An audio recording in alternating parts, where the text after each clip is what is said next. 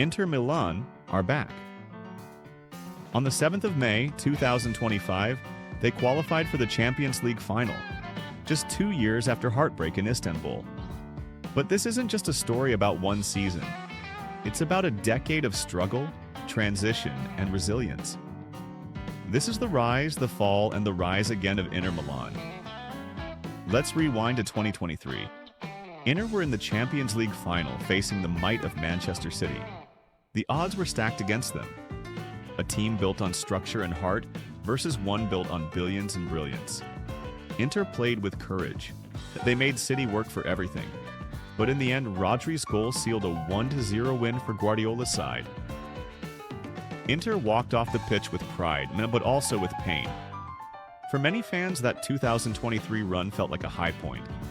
A surprise resurgence in a European competition where Italian clubs had fallen behind. But that final wasn't the end. It was the start of something. Inter held onto their identity. Under Simone Inzaghi, they developed a clear system. A 3-5-2 that balanced Italian discipline with dynamic, modern football. They lost key players over time like Brozovic, Onana, and Dzeko, but rebuilt smartly.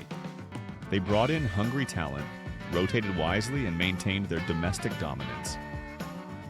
The club stayed financially responsible, avoided chaos, and built consistency. Something rare in modern Serie A. The 2023-24 season was solid, but not spectacular. They finished strong domestically but bowed out of Europe early.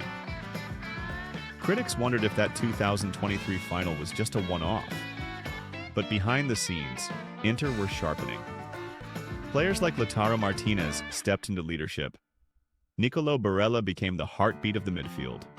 Young talents like Carlos Augusto and Fratesi emerged, and veterans like Acerbi and Çalhanoğlu provided balance and experience. Fast forward to 2024 to 2025, Inter entered the Champions League with purpose. Not as underdogs, but as contenders. The group stage wasn't easy, but they advanced with maturity. In the knockouts, they showed steel. Every round was a test of character. They edged past powerful teams. They defended as a unit. Inzaghi's tactics were calculated, compact, and clinical.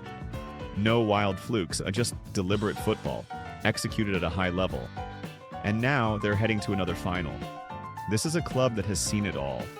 The glory of 2010, when Jose Mourinho led them to the treble, Serie A, Coppa Italia, and Champions League.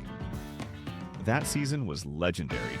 Milito, Sneijder, Zanetti, names etched in history. But the years that followed were anything but glorious. After Mourinho left, Inter slipped into chaos. From 2011 to 2018, they cycled through coaches and fell down the table. No identity, no silverware, just frustration. It wasn't until Antonio Conte arrived that things started to turn. He brought structure, fire, and ambition. In 2021, they finally won the Scudetto again, ending Juventus's 9-year reign. But Conte left soon after. Key players were sold, financial pressure mounted, and still, Inter stayed afloat. Why? Because they had a vision. Because they trusted the system. Because players believed in the badge. Now, in 2025, Inter aren't just back in a final. They're back among Europe's elite. This is a club rebuilt on grit, on smart planning, and on belief. They didn't buy their way to the top. They earned it.